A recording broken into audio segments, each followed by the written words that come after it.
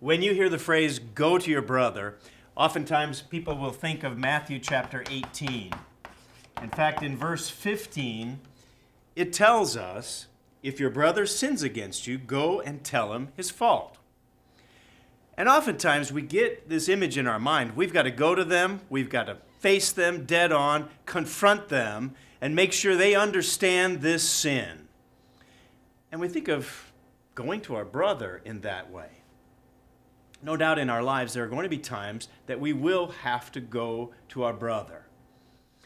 I think there's another section of the Bible that we should consider when we are faced with this circumstance. How do we actually go to them?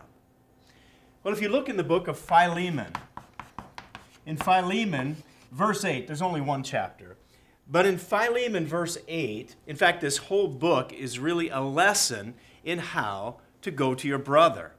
In verse 8 specifically, it says, though I might be very bold in Christ to command you what is fitting, verse 9 says, yet for love's sake I rather appeal to you.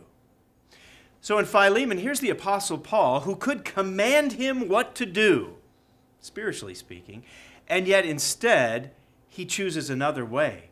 In a way it is like Matthew 18. He goes to his brother and he does it with tact. You read through this whole letter. It's just a short little letter. Read through it.